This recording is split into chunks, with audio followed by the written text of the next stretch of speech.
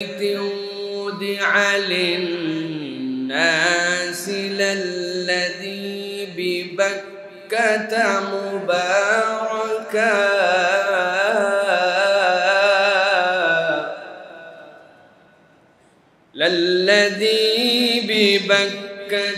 مُبَارَكًا وَهُدًى لِّلْعَالَمِينَ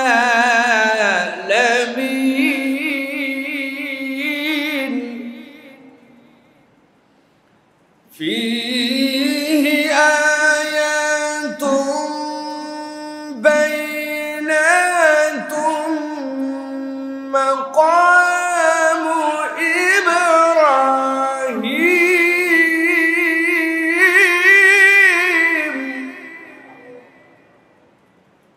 وَمَن دَخَلَهُ كَانَ آمِنًا وَلِلَّهِ عَلَى النَّاسِ حِجُّ الْبَيْتِ مَنِ اسْتَطَاعَ إِلَيْهِ سَبِيلًا وَلِلَّهِ عَلَى النَّاسِ حِجُّ الْبَيْتِ مَنِ اسْتَطَاعَ إِلَيْهِ سَبِيلًا وَمَن كَفَرَ فَإِنَّ اللَّهَ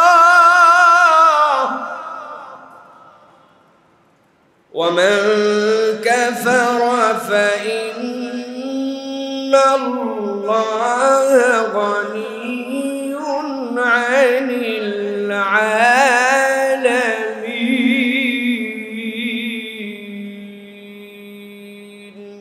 ইসলামের অন্যতম একটি বিধান হচ্ছে হজ।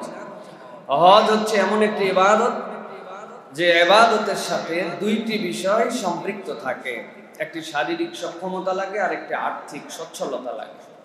এছাড়া অন্যান্য ইবাদতের ক্ষেত্রে শারীরিক এবং আর্থিক উভয়টির সঙ্গতি একই সাথে লাগে, এরকম আর ইসলামে খুব কম ইবাদত নাই বললেই চলে। কিন্তু এই একটি ইবাদত যে ইবাদতে মিলিয়ন মিলিয়ন টাকার মালিক শারীরিকভাবে অক্ষম, আল্লাহ তার প্রতি হজ ফরজ করেন নাই। আবার পৃথিবীর শ্রেষ্ঠ বলিষ্ঠ মানুষ, কিন্তু তার মক্কায় যাওয়া এবং আসার সামর্থ্য নাই, তার উপরেও হজ ফরজ নয়। সুতরাং হজ হচ্ছে এমন একটি ইবাদত ইউনিক, যে ইবাদতের নজির আর অন্য কোনো ক্ষেত্রে ইসলামে নেই। প্রিয় ভাইয়েরা, আল্লাহ রাব্বুল আলামিন এই হজের মাধ্যমে মূলত বান্দাদের মধ্যে 4 ধরনের নিয়ামত মুসলিম উম্মার মধ্যে আল্লাহ রাব্বুল আলামিন দান করেন। এর 1 নম্বর, হজের মাধ্যমে ব্যক্তির মানসিকতার প্রশস্ততা লাভ করে। হজ ছাড়া একটা ব্যক্তি মুমিন মুসলিম, তার হৃদয়ের যে প্রশস্ততা, বাকি সবগুলি তার ধারণা। আর হজের মাধ্যমে সে বাস্তবিক বুঝতে পারে যে উম্মাটা কত বড়, এই দিলের প্রশস্ততা তার কত বড়, ইসলাম কত রঙের, মানুষকে এক জায়গায় একত্রীভূত করেছে, এটা তার মধ্যে একটা ধারণা হয়। এই জন্য ব্যক্তির মানসিক প্রশস্ততায় হজ এবং আল্লাহর ঘরের সফরের কোনো বিকল্প নেই। 2 নম্বরে, বৃহৎ মানব গোষ্ঠীর সকল বর্ণের পাশাপাশি সমাবেশ ঘটে। দুনিয়াতে হজ ছাড়া প্রকৃতার্থে বিশ্ব সমাবেশ বলতে আর কিছুই হয় না। বাকি যেগুলি বিশ্ব সমাবেশ বলছে আমরা, এগুলো ক্ষুদ্র অংশ, কিন্তু হজ হচ্ছে প্রকৃত বিশ্ব সমাবেশ। পৃথিবীর 30 থেকে 40টা দেশের মানুষ এবং প্রত্যেকটা দেশের আবার বিভিন্ন জনগোষ্ঠীর মানুষ পৃথিবীতে হজ ছাড়া কোনো সম্মেলনে একত্রিত হয় না। জাতিসংঘের কথা বলতে পারেন, এটা তো সম্মেলন নয়, এটা প্রতিনিধিত্ব পরিষদের মতো। এই জায়গাতে সব দেশের থেকে লোক 1-2 জন করে নিয়ে যে ডেডিকেটেড মানুষ পছন্দ করে রাখছে, কিন্তু হজ একটা সম্মেলন যেখানে মানুষজন জেনারেলি এসে উপস্থিত হয়। তৃতীয়ত, বর্ণগত, ভাষাগত, দেশগত, জাতিগত হিংসা বিদ্বেষ, মানসিক যে দূরত্ব, আল্লাহ রাব্বুল আলামিন হজের মাধ্যমে উম্মার মধ্যে থেকে এটা দূর করে দেন। উম্মার এই দূরত্ব, মানসিক দূরত্ব হজ ছাড়া অন্য কোনো কিছু দিয়ে আল্লাহ রাব্বুল আলামিনের কাছে দ্বিতীয় কোনো গ্রহণযোগ্য ইবাদত নাই যার মাধ্যমে এইভাবে ব্যাপকভাবে দূর হয়। 4 নম্বর, মুসলিম জাতির মাঝে পরস্পর যে বর্ণগত, ভাষাগত, দেশগত যে সকল দূরত্ব, আল্লাহ রাব্বুল আমিন মুসলমানদের মধ্যে এই দূরত্বগুলোকে দূর করে দিয়ে আল্লাহ রাব্বুল আমিন ঈমানদারদেরকে ভাই ভাই হিসেবে সেখানে নেন। সুবহানাল্লাহ। ভালো করে একটা মৌলিক টার্ম মনে রাখেন, মানুষ ঈমানদার মুমিন এদেরকে আল্লাহ রাব্বুল আমিন 4টা গ্রেডের মধ্যে রাখেন। 1 নম্বর, যখন আপনি ঈমান এনে ফেলেছেন আপনি আল্লাহ রাব্বুল আলামিনের কাছে মুসলিম, কিন্তু আল্লাহ রাব্বুল আমিন এই মুসলিমদেরকে আরো উপরে দেখতে চান। আল্লাহ দেখতে চান এই বান্দা আল্লাহ যা হুকুম করেছেন তাই করে, আল্লাহ রাব্বুল আমিনের বিধিবিধান সব নিজের জীবনে মেনে নিতে শুরু করেছে এবং সেই জায়গাতে কোনো জিজ্ঞাসা করে না, বুঝলাম জন্য মানলাম, বুঝলাম না জন্য মানলাম না। না, আল্লাযীনা ইউমিনুনা বিল গায়ব, এরা গায়েবে বিশ্বাস করে। এইটা যখন মানুষ মুসলমান থেকেও এগিয়ে যায়, ওই বান্দা তখন মুমিন হয়ে যায়। এই বান্দাকে আল্লাহ রাব্বুল আমিন আরো উপরে দেখতে চান। আল্লাহ এই জন্য বলছেন এই বান্দাগুলো কখন উপরে যায়? কখন উপরে যায়? যখন বান্দা বুঝে বুঝে আল্লাহর যত নিষেধাজ্ঞা আছে, আল্লাহ যা নিষেধ করেছেন সবগুলো থেকে নিজেকে বাঁচায় নেয়, সরায় নেয়। আল্লাহ বলছেন ওইটাই হচ্ছে তাকওয়ার পথ। ওই মুসলিম মুমিন নয়, আল্লাহ তাকে মুত্তাকি হিসাবে দেখতে চান। এই জন্য আল্লাহ রোজার ব্যাপারে বলেছেন লাআল্লাকুম তাত্তাকুন, তোমরা কেবল মুমিন আর মুসলিম থেকো না, আমি চাই তোমরা মুত্তাকি হও। এই দুনিয়াতে পৃথিবীর সব জায়গাতে যেখানে মুসলমানরা আছে তাদের গ্রেড এই মুত্তাকি পর্যন্ত শেষ, কিন্তু আল্লাহ এই বান্দাদেরকে আরো উপরে দেখতে চান। আল্লাহ দেখতে চান আমার বান্দারা ভালো কাজের প্রতিযোগিতা করুক, খারাপ কাজ ছাড়ার দিকেও প্রতিযোগিতা করুক, আল্লাহ রাব্বুল আমিনের কাছে সবচেয়ে ভালো বান্দা হিসেবে পরিগণিত হোক। ওই বান্দাদেরকে আল্লাহ মুহসিন বানাতে চান। মুত্তাকির উপরে মুহসিনের র‍্যাঙ্ক। আর মুহসিন দুনিয়ার কোথাও বাস্তবিক ফিল্ডে যে পরীক্ষা দেওয়া যায় না, হজের ময়দান হচ্ছে মুহসিন হওয়ার ময়দান। যেই বান্দারা হজে যায় আল্লাহ তাদেরকে মুহসিনদের অন্তর্ভুক্ত করে নেন। সুবহানাল্লাহ। দুনিয়ার কোনো ইবাদতের ব্যাপারে কথা বলা হয় না যে আপনি ইবাদতটা এমন ভাবে করেন যদি কবুল হয়। আপনি মায়ের পেটের থেকে যেদিন বেরিয়েছিলেন, বেরোনোর পরে আপনার আমল নামায় যেরকম সওয়াবও ছিল না, গুনাহও ছিল না, এরকম ভূমিষ্ঠ শিশুর মতো করবেন। এটা একমাত্র হজের দ্বারা হয়, দুনিয়ার আর অন্য কোনো ইবাদতের দ্বারা হয় না। আপনি গুনাহ করেছেন, তাকওয়ার পথ অবলম্বন করেছেন, আল্লাহ আপনার গুনাহ মাফ করে দিবেন, সওয়াবে রূপান্তর করে দিবেন। নামাজ পড়তেন না, সালাত ধরেছেন, আল্লাহ আপনার রব্বুল আলামিন অতীতের গুনাহ মাফ করে আপনাকে আল্লাহর ভালো বান্দার অন্তর্ভুক্ত করবেন। রোজা করেন নাই, আবার করতে শুরু করেছেন, আল্লাহ অতীতের ভুল মাফ করে আপনাকে মুত্তাকির অন্তর্ভুক্ত করবেন। কিন্তু হজ হচ্ছে এমন ইবাদত, আপনি যদি কবুলিয়াতের হজ একটা আল্লাহর কাছে নিয়ে আসতে পারেন, আল্লাহ আপনাকে সদ্য ভূমিষ্ঠ শিশুর মতো নিষ্পাপ বানায় দেবেন। ওর অ্যাকাউন্টে পাপই লেখা হয় না, পাপ লিখলে না সওয়াবের হিসাব আসবে, পাপই লেখা হয় না, আল্লাহ এরকম বানায় দিবেন। এটা রাসূলুল্লাহ সাল্লাল্লাহু আলাইহি ওয়াসাল্লামের কথা। এই জন্য হজ একটা অত্যন্ত দামি, অত্যন্ত আল্লাহ রাব্বুল আলামিনের কাছে গুরুত্বপূর্ণ একটা ইবাদত। এই ইবাদতটা বান্দাদের হৃদয়ের মধ্যে ধারণ করতে হবে, এর জন্য মন মানসিকতা তৈরি করতে হবে। আল্লাহ রাব্বুল আলামিন এই জন্য বলছেন কোরআনুল কারীমের মধ্যে সূরা আলে ইমরান 96 এবং 97 নম্বর আয়াতের মধ্যে আল্লাহ বলছেন ইন্না আউওয়ালা বাইতি উদিআ লিন-নাস লাল্লাযী বিবাক্কাতা মুবারাকান ওয়া হুদাল লিল আলামিন।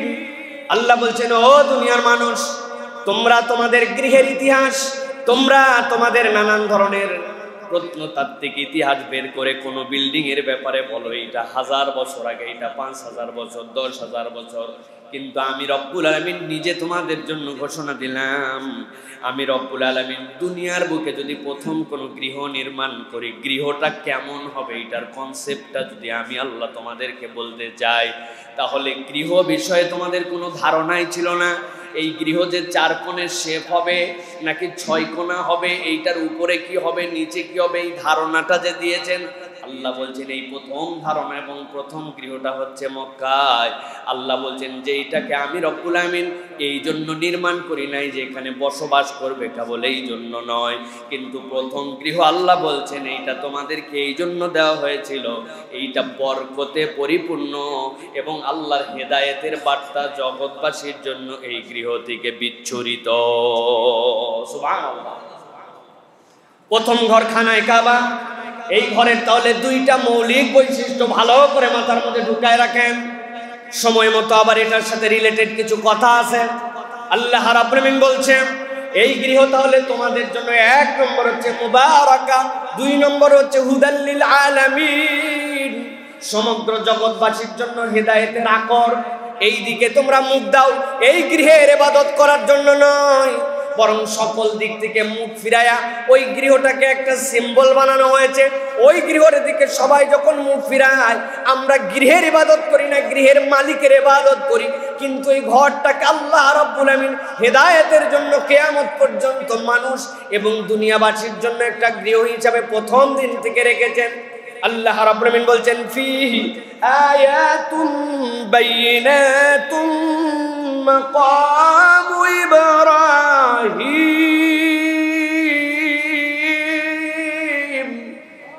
আল্লাহ বলছেন ও দুনিয়ার মানুষ, এর মধ্যে অনেকগুলো নিদর্শন আছে, এর মধ্যে অন্যতম একটা নিদর্শন মাকামু ইব্রাহিম, ইব্রাহিমের ঘর। তাফসীরকারকরা 3 ধরনের ব্যাখ্যা করেছেন ইব্রাহিমের ঘর এই জায়গাতে কেমন করে নিদর্শন। একদল মুফাসসির বলছেন একটা সহজ বিষয়, ওয়াইদ ইয়ারফাউ ইব্রাহিমুল কওয়াইদা মিনাল বাইত ওয়া ইসমাঈল। আল্লাহ যখন ইব্রাহিম আর ইসমাইলকে একযোগে মিস্ত্রি আর জোগাড়ি বানায় কাবাঘর নির্মাণ করাচ্ছিলেন, আল্লাহ এমন একটা পাথর তাদের জন্য দান করলেন, হাত তো উঠে যেই পর্যন্ত, এই পর্যন্ত শেষের উপরে কেমন করে নির্মাণ করা হবে।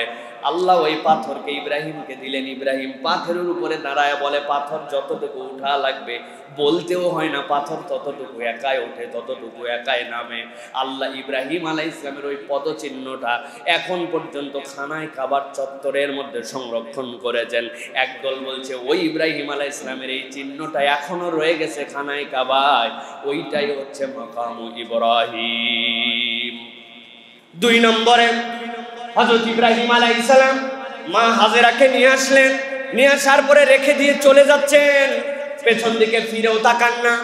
হাজেরা জিজ্ঞাসা করছেন 3 বার, তাফসীরের মধ্যে আসছে ও আমার স্বামী আপনি যে রেখে যাচ্ছেন আমাকে, এইটা কি আপনার মনের ক্ষোভ, অন্য কোনো কারণ, না কি জন্য, নাকি রব্বুল আলামিনের নির্দেশ?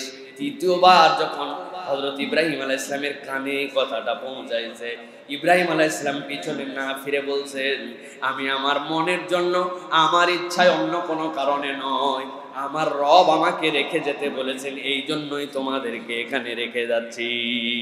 হাজেরা আলাইহিস সালাম সাথে সাথে তার দিকে না তাকায় আসমানের দিকে তাকায় বলছেন হাসবি আল্লাহ, আল্লাহ আমার জন্য যথেষ্ট হবে। আল্লাহ রাব্বুল আমিন এমন ভাবে যথেষ্ট বানালেন, তার কাছে যত পানি ছিল সব পানি ফুরিয়ে গেল, পানি সব শেষ, খাদ্য তার শেষ, বিরান ভূমি যেখানে কোনো পশু পর্যন্ত নাই, মানুষ তো অনেক দূরের কথা। আল্লাহ রাব্বুল আলামিন হাজেরার সালামের অন্তরের মধ্যে দিলেন ওই যে সাফা, ওই যে মারওয়া, দৌড়াতে শুরু করছেন, জানেন যেখানে পানি নাই, তারপরও গেছেন সাফা থেকে মারওয়ার দিকে তাকাইলে চিকচিক করে মরিচিকার মতো, জানার পরেও দৌড়ায়। যেই না দৌড় শুরু করছেন মারওয়াতে, মারওয়াতে যে জানেন যে কেবলই তো সাফা থেকে আসলাম, আবার সাফা পাহাড়ে কেন আসবো, কিন্তু মায়ের মন সন্তানের দিকে তাকায় দেখে ওই জায়গায় তার সন্তান তরপায়। সাফা থেকে মারওয়া, মারওয়া থেকে সাফা, সাফা থেকে মারওয়া, দৌড়া দৌড়ি। আল্লাহ রাব্বুল আমিন যখন আবার সর্বশেষ সাফা থেকে মারওয়ার দিকে হাজেরা দৌড় দিয়েছেন, আল্লাহ এবার হাজেরাকে যখন তাকাতে বলছেন, আবার অন্তরের মধ্যে উদয় হয়েছে সন্তানের কি অবস্থা। তাকায় দেখেন এতক্ষণ ধরে যেই পানির জন্য আমি খুঁজি, ওই পানি তো এখন দেখতে পাই, ওই ইসমাইল যে জায়গায় শুয়ে আছে ওই জায়গা থেকে আসে, দৌড় দিয়ে আসছেন, আসার পরে দেখে গলগলায় নিচ থেকে পানি আসে। হযরত হাজেরা আলাইহিস সালাম সহিহ বুখারীর হাদিসের মধ্যে আসছে, সাথে সাথে তার যতগুলো মশ ছিল, যত পাত্র ছিল, পেট ছিল, খাওয়ানোর ছিল, সব শেষ। চিন্তা করছেন এই পানি যদি ফুরায় যায় তারপরে আমি কেমনে পানি পাবো? অনেক ইতিহাসবিদ বলেন জমজম মানে থাম থাম। হাজেরা পানিরে বলছে তুই যদি বেরোয় যাস তাহলে কেমনে হবে, একটু থাম, যেমনে বেরোচ্ছিস, পরে আমার বাচ্চা ক্ষুধার্ত হলে আমি কেমনে পাবো? আমাদের নবী বলছেন তোমাদের মা ওই জায়গাতে বালু টেনে টেনে, বুখারীর হাদিসের মধ্যে আস্তে করে চারিদিকে বাঁধ দিয়েছে পানি জানি চলে না যায়। উনি যদি এই বাঁধটা না দিতেন, আজকে যেটা কূপ হয়েছে কিয়ামত পর্যন্ত এটা ঝর্ণা হিসাবে হয়ে যেত। যেই জায়গায় কোনো মানুষ ছিল না, আল্লাহ রাব্বুল আমিন বলছেন নিদর্শনটা একবার বোঝো, একজন বিদুষী নারী, তার আল্লাহর প্রতি এমন ভরসা, আল্লাহ রাব্বুল আলামিন বলছেন ফীহি আয়াতুম বাইয়িনাতুম মাকামু ইব্রাহিম। আমি রব্বুল আমিন ওই জায়গাতে ইব্রাহিমের এমন ঘর বানালাম। দুনিয়ার সব জায়গায় সিজন আছে, একমাত্র খানায় কাবায় মক্কাতে কোনো সিজন নাই। বুঝতে পারেন নাই? আমাদের বাংলাদেশে বর্ষা আছে, শীত আছে, গরম আছে, হেমন্ত আছে, বসন্ত আছে, আছে না? মক্কায় কোনো কাল নাই, কাল একটাই, সব সময় 36 থেকে 42 ডিগ্রির মধ্যে একই রকম অবস্থা, হিউম্যানিটি যেটা আর্দ্রতা একই রকম। কেন? আল্লাহ বলেন এটা এমন নিদর্শন, কোনো একটা জায়গায় যদি 5 লাখ লোক একত্রিত হয়, হওয়ার পরে যদি 10 দিন থাকে, প্রত্যেকে দিনে 3 বার করে থুতু ফেলে, তাহলে 15 লক্ষ থুতু যদি ওইটুকু সারাউন্ডিং এর মধ্যে পড়ে, আর ওই থুতু যদি ব্যাকটেরিয়াতে রূপান্তর হয়, ওখান থেকে যদি ছত্রাক উৎপাদিত হয়, তাহলে অন্তত পক্ষে ওই 5 লাখ লোকের মধ্যে থেকে 15 দিনের মধ্যে 15 থেকে 20,000 লোক ওই জীবাণু দিয়ে মরে যাবে। কিন্তু আল্লাহ এমন একটা জায়গা সেখানে বানালেন, আল্লাহ কোনো কাল রাখেন নাই, একরকম টেম্পারেচার ধরে আছে। বৃষ্টি কিছু হয়, আধা ঘন্টার মধ্যে শেষ। গরম আসে, ওই গরমটা একই রকম থাকে। ওই জায়গাতে জলীয় বাষ্পের অবস্থা এমন যে পড়ে থাকার পরেও জিনিস আস্তে আস্তে শুকায়, কিন্তু ওখান থেকে ব্যাকটেরিয়া হয় না। আল্লাহ বলছেন এমন নিদর্শন করে দিলাম, দুনিয়ার কোনো জায়গা নাই। ওই যেই মানুষটা ওখানে হাসবি আল্লাহ বলে গেড়েছিলেন তার রাস্তা, ওইটার বরকতে আল্লাহ এমন বরকতময় জায়গা বানালেন। আল্লাহ বলছেন এটা ইব্রাহিম আলাইহিস সালামের ঘরের একটা নিদর্শন। সুবহানাল্লাহ। আল্লাহ রাব্বুল আমিন এরপরে বলছেন ওয়ামান দাখালাহু কানা আমিনা ওয়ালিল্লাহি আলান নাসি হিজ্জুল বাইতি মান ইসতাতা ইলাইহি সাবিলা। মানুষ জেনে রাখো, এটার বরকতের আরেকটা ধারণা তোমাদেরকে দেই। ওয়ামান দাখালাহু, আর কেউ যদি এর মধ্যে ঢোকে, কানা আমিনা, আল্লাহ বলছেন সে নিরাপদ হয়ে যায়। কেমন নিরাপদ হয়? নিরাপদের 1 নম্বর সংজ্ঞা, কোনো একটা মানুষ যদি খুনিও হয়, কোনো একটা মানুষ যদি চূড়ান্ত ধরনের অপরাধ করে, কিন্তু সে যদি মসজিদুল হারামের চত্বরের মধ্যে ঢুকে যায়, ওই চত্বরে যদি ঢুকে, তাকে দুনিয়ার কারো সাধ্য নাই ওখান থেকে গ্রেফতার করে ধরে বের করে নিয়ে আসবে। তাকে স্বেচ্ছায় বেরোতে হবে, তারপরে ধরতে হবে। ওর ভিতরে মারামারি নাই, ওর ভিতরে একটা মাছিও যদি ঢুকে, একটা মশাও যদি ঢুকে, আপনার যদি কোনো বড় ধরনের ক্ষতি না করে, তাহলে তাকে আপনি ইচ্ছা করেও মারতেও পারবেন না, সে নিরাপদ। কেবল মানুষই নয়, আল্লাহ বলছেন যেই এই খানায় কাবার মসজিদুল হারামের চত্বরে আসবে, আল্লাহ এমন বরকত দিলেন যে এইটাকে নিরাপত্তার একটা বেষ্টনী হিসাবে ঘোষণা দান করলেন। সুবহানাল্লাহ। আপনারা যারা খানায় কাবায় দেখেছেন, আমি বহুবার দেখেছি, এই যে ফ্যানগুলি, খানায় কাবায় যে ফ্যান আছে, ফ্যানগুলির উপরে চড়ুই পাখি, বাবুই পাখি বাসা বানায়। মাটি নিয়ে এসে মুখে করে ওই জায়গাতে লাগায়, কেমন করে বাসা বানায়, এর মধ্যে থাকে। পুরা হারামে প্রায় 20 থেকে 25,000 শ্রমিক আছে, যাদের 4টা ভাগ আছে। কেউ ফ্লোর মুছে, কেউ ইলেকট্রিক লাইন পরিষ্কার করে, কেউ পানির ডিপার্টমেন্টে থাকে, আর কেউ ম্যানেজমেন্টে থাকে। এই যে হাজার হাজার শ্রমিক, কারো একটু সাধ্য নাই যে ওই পাখি এসে বাড়িটা বানাইছে, এত সুন্দর খানায় কাবার আশপাশের মসজিদ, মসজিদটা দেখতে কেমন লাগছে, ভাঙ্গে দে। কারো ভাঙার কোনো ক্ষমতা নাই। কবুতর গুলার জন্য কত প্রসেস করছে, কাঁটা দিয়ে দিছে যেন না বসে না, কিন্তু বসে যদি যায় কিচ্ছু করার নাই। বিড়ালগুলি খানায় কাবার মধ্যে ঢোকে, শুধু ঢোকেই না, এমন এমন আজব কাহিনী করে বেড়ায় বিড়াল, কিন্তু কারো কিছু করার নাই। ভিতরে ঢুকছে, ওরে আদর যত্ন করে হয়তো কোলে করে নিয়েছে, ওরা যে মাইল লাগাবে, পিটন লাগাবে, কোনো সুযোগ নেই। প্রিয় ভাইয়ের, আমি তো এরকমও দেখছি, মাগরিবের নামাজ পড়ছি খানায় কাবায়, পড়ার সময় এক বিড়াল উঠছে, উঠে দোতলার ছাদ থেকে একতলায় নেমে সামনের যে গোল চত্বর, ওই গোল চত্বরের উপরে এসে ও বসছে। বসার পরে এখন ডাইনে যাবে না বামে যাবে, ও আর যাওয়ার কোনো পথ খুঁজে পাচ্ছে না। ও মনে করছে ওখান থেকে লাভ দিবে, নিচে তাকায় দেখে এত নিচু, যত লাভ দেওয়ার উপায় নাই। এখন মাগরিবের সময় আতঙ্কগ্রস্ত হয়ে ডাক দিচ্ছে, ওই ম্যাও করে ডাক দেয়। এখন আমরা আছি সব আত্তাহিয়াতুর হালতে, পুরা হারাম চুপ। উনি এমন জোরে মেও বলে যে ওই শব্দ ইমাম সাহেবের মাইকে আছে, ওই মাইকে সারা দুনিয়ায় চলে যায়। কিন্তু তারপরেও কারো ক্ষমতা নাই, ধরে পিটন লাগায় এটা বেকল কোথাকার নামাজে ডিস্টার্ব করো। ওমান দাখালাহু কানা আমিনা। আল্লাহ বলছে এই ঘর এমন ঘর যেখানে তুমি ঢুকবে তোমাকে নিরাপত্তা দেওয়া হবে। এইটার আক্ষরিক ব্যাখ্যা এইটা, কিন্তু এইটার আত্মিক ব্যাখ্যা ভিন্ন। কেউ যদি বুঝে সুঝে ইমানের আলোতে আল্লাহ রাব্বুল আলামিনের হুকুম আহকামকে পছন্দ করে খানায়ে কাবার জিয়ারতের নিয়তে একবার ওখানে ঢুকে, আল্লাহ তাকে জাহান্নাম থেকে নিরাপত্তা দান করে দিবেন। এটা তো দুনিয়ার ব্যাখ্যা, কিন্তু এইটা হচ্ছে আসল ব্যাখ্যা। আপনি যদি ওই থিম নিয়ে ওখানে ঢুকতে পারেন, আল্লাহ আপনার জন্য জাহান্নামকে নিরাপদ বানাবেন, জাহান্নাম আপনার জায়গা হবে না। আল্লাহ বলছেন এটা হচ্ছে সেই ঘর।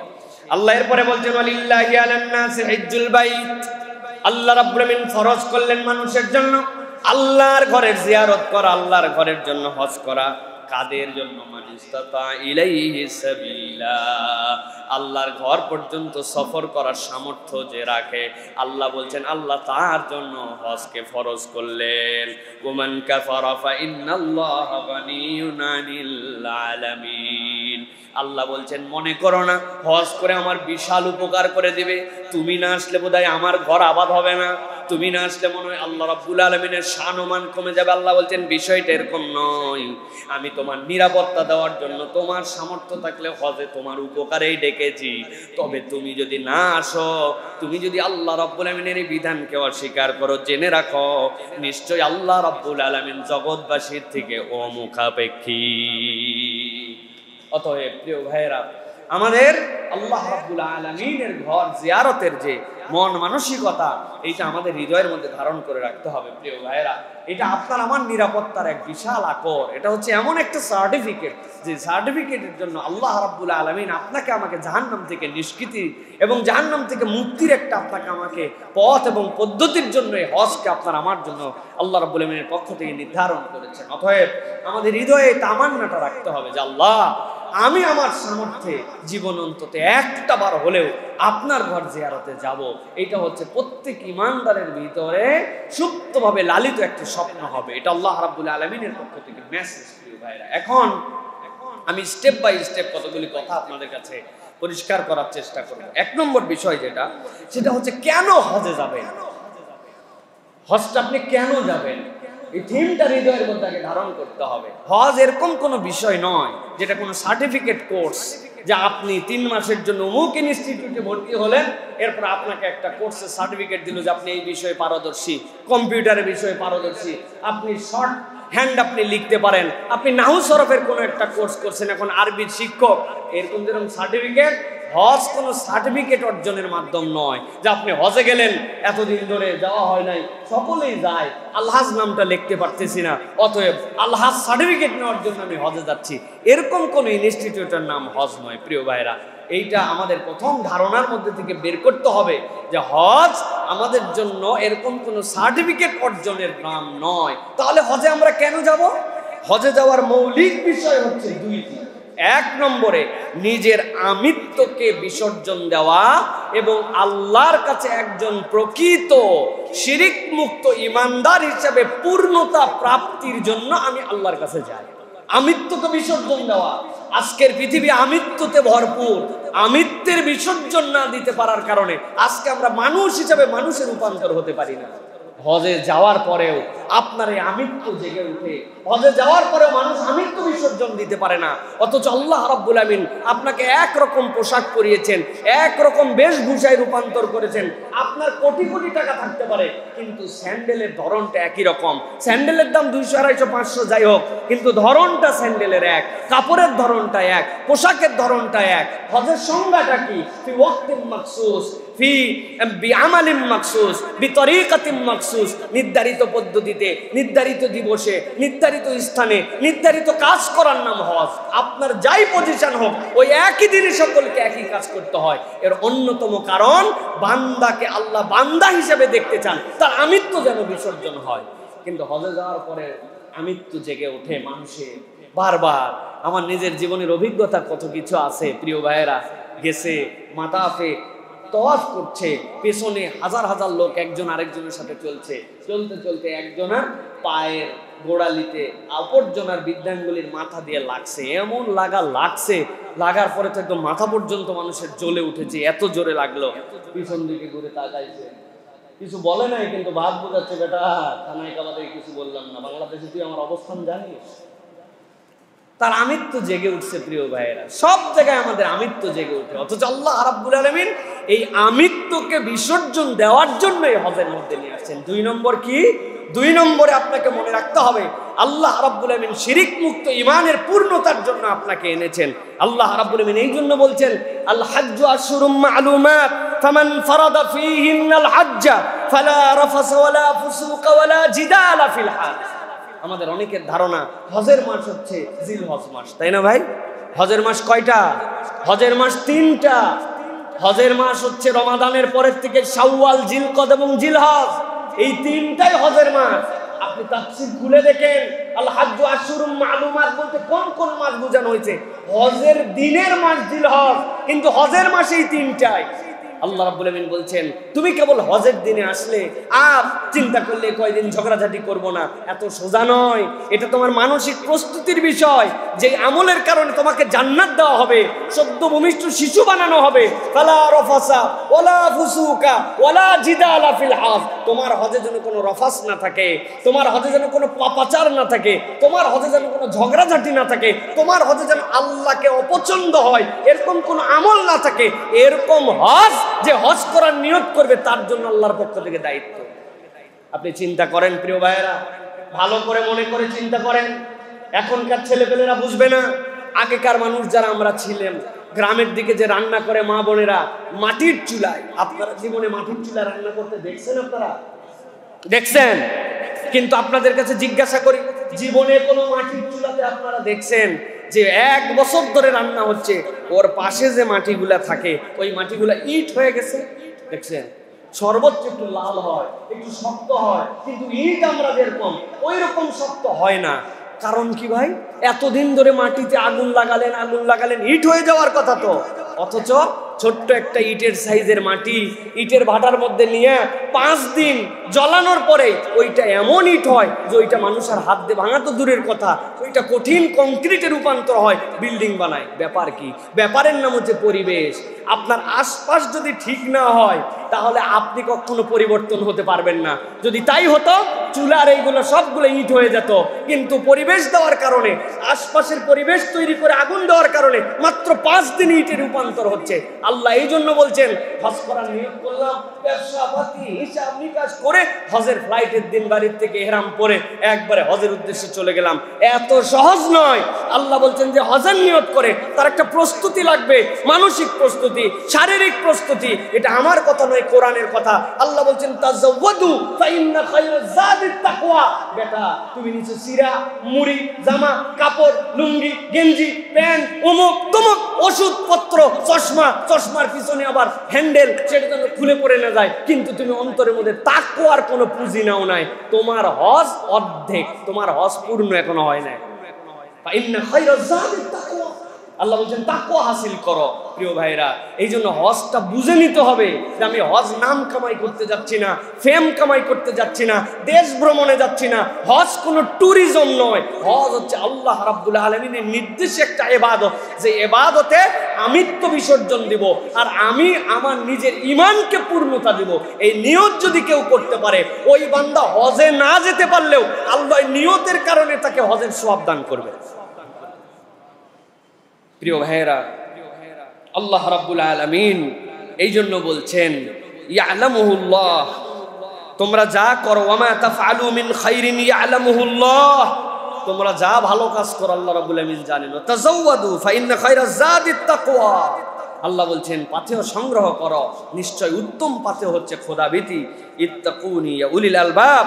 আল্লাহ রাব্বুল আলামিন বলছেন ভয় করো, ভয় যদি করতেই হয় জ্ঞানীরা আল্লাহ রাব্বুল আলামিনকে তোমরা ভয় করো। অতএব হজের প্রথম বিষয় থাকবে যে আমার আমিত্বকে বিসর্জন দেওয়ার জন্য আমি হজে যাচ্ছি। প্রিয় ভাইয়েরা, এই জন্য এটা আমাদের জন্য একটা প্র্যাকটিসের বিষয়।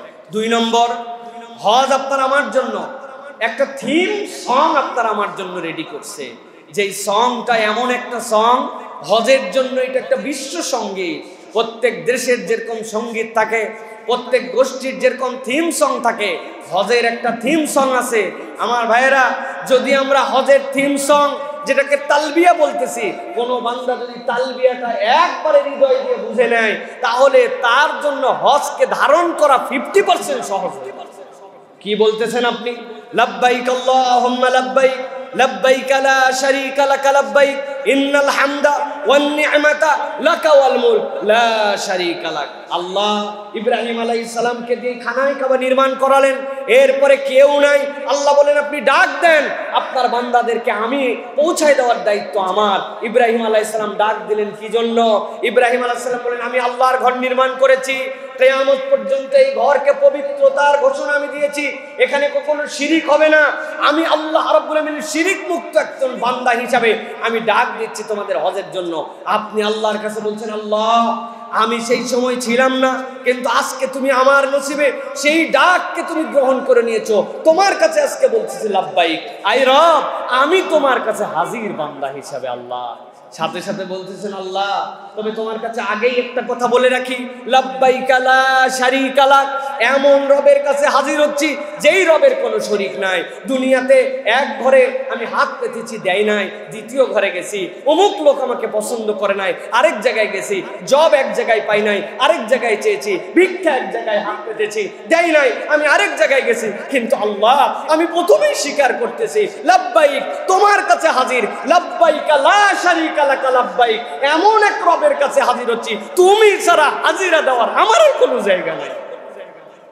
বান্দা যখন ইহরাম পরে ইহরামের নিয়ত করে এই কথা যখন আল্লাহর কাছে একবার বলতে শুরু করে, এখনো তার খানায় কাবা ৭,০০০ কিলোমিটার দূরে, ১০,০০০ কিলোমিটার দূরে, তার ঘরের মধ্যে থেকে সে ইহরামের নিয়ত করার পরে যখন এই কথা বলে, আল্লাহ রাব্বুল আলামিন ওই বান্দার উত্তর দেন যে বান্দা তোর ডাক আমি শুনি, সামি আল্লাহু লিমান হামিদা, যেই বান্দা আল্লাহর জন্য হামদ করে আল্লাহ তার ডাক শুনে। সুবহানাল্লাহ।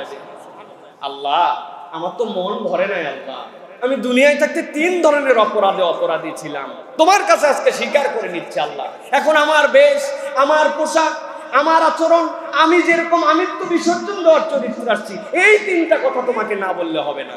ইন্নাল হামদা ওয়ান নি'মাতা লাকা ওয়াল মুলক, আয় আল্লাহ দুনিয়াতে অনেকের অনেক প্রশংসা করেছি, অনেক তেলবাজি করেছি, অনেকে তুমি না থাকলে আমার চলতোই না, আমার বাপ ছিল বলে, আমার দাদা ছিল বলে, আমার বস আপনি না থাকলে আমার যে কি হতো, নানান কারণে নানান জনকে প্রশংসা করছে আল্লাহ।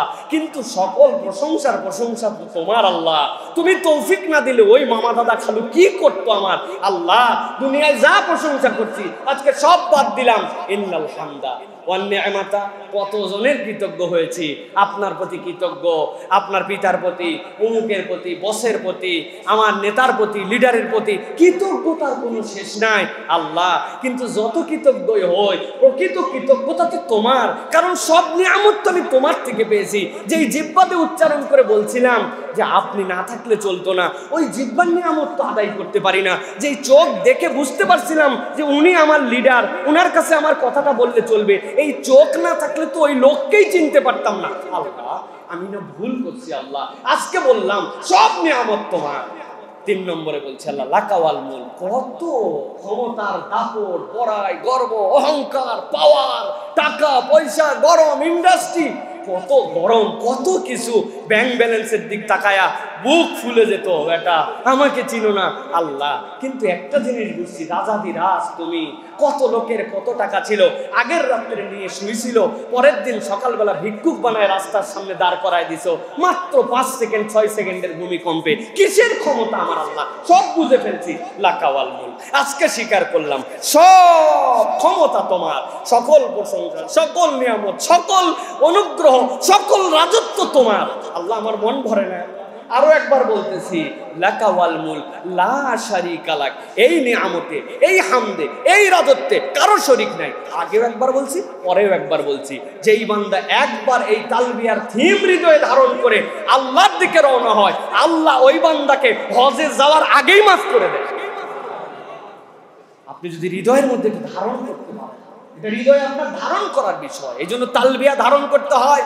পুরুষদের তালবিয়া হাদিসের মধ্যে আসতেছে সাহাবায়ে কেরাম চিৎকার করে করে তালবিয়া পড়তেন এবং তালবিয়াকে অনেকে হজ বলছেন যে এই তালবিয়া ধারণ করাটাই হজ।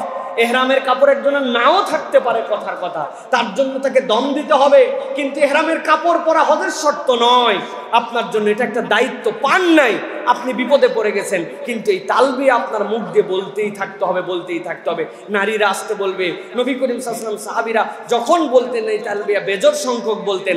তালবিয়া কোনো এরকম নয় একজন বলবে লাব্বাইক, সাথে সাথে বলবে লাব্বাইক আল্লাহুম্মা, এরকম নয়। তালবিয়া আপনার নিজের থেকে বলতে হবে। তালবিয়া একজন বললে আপনি মিছিলের মতো করলেন, এটা নয়, এটা আপনার ওন মিছিল। আপনি কোরাস করে সকলে বলতে পারেন, কিন্তু এটা হৃদয়ে ধারণ করতে হবে। যতবার বলবেন লাব্বাইক, কার কাছে হাজির হচ্ছে লাব্বাইক লা শারীকা লাক ইন্নাল হামদা ওয়ান নি'মাতা লাকা ওয়াল মুলক, আটকায় যাবে বান্দা, লাকা ওয়াল মুলক, লাকা ওয়াল মুলক। আল্লাহ আমার তো বেরোচ্ছে না এখনো ভিতর থেকে, আমি তো অনেককে এখন পর্যন্ত এই রাজত্বের জায়গা দিয়ে রাখছি, পাওয়ারের জায়গা দিয়ে রাখছি, বেরোচ্ছে না আল্লাহ, লাকা ওয়াল মুলক, লাকা ওয়াল মুলক লা শারীকা লাক। বান্দা যখন এইটা একবার হৃদয়ে ধারণ করে এই তালবিয়া বলতে পারবে, আল্লাহর বান্দা প্রকৃত বান্দা হয়ে যায়। সুবহানাল্লাহ। অতএব প্রিয় ভাইয়েরা, তালবিয়া খালি মুখস্থ করে ঝরঝর করে বলে চলে গেলাম। আবার অনেকে তো শিখেই না, বলতেই পারে না যে মোয়াল্লেম সাহেব থাকে, মোয়াল্লেম সাহেবের কন্ট্রাক্টর বানাইছে। মোয়াল্লেমের অপর নাম কিন্তু কন্ট্রাক্টর। মোয়াল্লেমরাও নিজেরাও বলে, ভাই আমাকে হজটা একটু শিখান, আমি কি জন্য আছি, আমি কি জন্য আছি, আমি থাকতে পারি কিসের হজ, পিছনে পিছনে থাকবেন, আমি যা করবো আপনি তাই করবেন। ওই চিন্তা করছে, যাক বাঁচা গেল বাবা, এত ভালো আমার মোয়াল্লেম, কোনো জায়গায় আমার কিছু পড়া লাগে না, উনি সব পড়ে দিচ্ছে। আপনি বুঝলেন না প্রিয় ভাই, 70 বছর বয়স হয়ে গেছে, এখনো একজনের নামাজ যদি ধরতে চাওয়া হয় যে ভাই আমারটাই যদি কোনো বড় আলেম ধরেন, আমার নামাজে অনেক খুদ ধরে ফেলবেন। এখন পর্যন্ত সিজদা দেয়, অনেক 50 বছরের মুরব্বী আছে, মাটির সাথে 2 হাত লাগায় সিজদায় চলে যাচ্ছে, 2 হাত দিয়ে। 2 হাত লাগাই দিলে আপনার নামাজ হবে না আমি বলছি না, কিন্তু এইটা সুন্নাহ সম্মত হয় নাই। আপনার হাতটা ফাঁকা থাকবে, নিচটা ফাঁকা থাকবে। আপনি কত বছর বয়স? 70 বছর। নামাজ পড়া শুরু করছে কবে থেকে? এই 7 বছর বয়স থেকে, আজ পর্যন্ত ঠিক হয় নাই।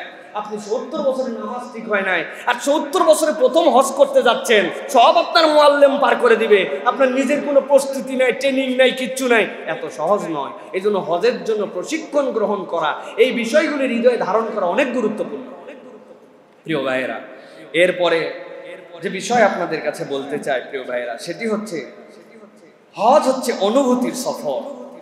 হজ একটা অনুভূতির সফর। খেয়াল করলে দেখবেন হজের জন্য আমরা যে কাজগুলি করি, এগুলো প্রত্যেকটা অনুভূতি জাগরক করে। ইমাম ইবনুল কাইয়ুম রাহমাতুল্লাহি আলাইহি বলছেন, ইবাদতের প্রাণ হলো 2টা জিনিস, একটা হচ্ছে শ্রদ্ধা আর একটা হচ্ছে ভালোবাসা। যদি কোনো ব্যক্তির ইবাদত থেকে শ্রদ্ধা অথবা ভালোবাসার যে কোনো একটা জিনিস ছুটে যায়, ওই ইবাদতে আর প্রাণ থাকে না। নিজেদের জীবনে মিলায় নেন, নামাজের জন্য নামাজ পড়ছি, না পড়লে কেমন হবে, এই জন্য চিন্তা করি। লোকজন থাকলে আস্তে পড়ি, নিজে থাকলে জোরে পড়ি। যখন পরিবেশ হয় তখন না পড়লে হয় না, এক নামাজ প্রয়োজনে 3-4 বার পড়ি, যেহেতু লোককে দেখানো লাগবে। আর যেখানে লোক নাই সেখানে নামাজ পড়ি না। তাহলে আপনার শ্রদ্ধা এবং ভালোবাসার মিশ্রণ ঘটে নাই। ইমাম ইবনুল কাইয়ুম বলছেন, যদি একটি অপরটি থেকে বিচ্ছিন্ন হয়ে যায়, ওই ইবাদতের প্রাণ থাকে না। ইবাদত হয় কিন্তু এটা প্রাণ থাকে না। ঠিক একই রকম হজ হচ্ছে অনুভূতির সফর। আপনার হৃদয় দিয়ে আপনাকে জাগরণ করতে হবে যে আমি কোন জায়গায় যাচ্ছি, কি ধরনের ইবাদত আমি করার জন্য যাচ্ছি। প্রিয় ভাইয়েরা, অনেক ক্ষেত্রে আমি বলি, আপনি যখন সাফা পাহাড়ের উপরে দাঁড়ায়া হৃদয় থেকে অনুভব করেন, হৃদয় থেকে অনুভব করেন। কোরআনুল কারীমের মধ্যে আল্লাহ বলছেন, ইন্নাস সাফা ওয়াল মারওয়াতা মিন শাআইরিল্লাহ।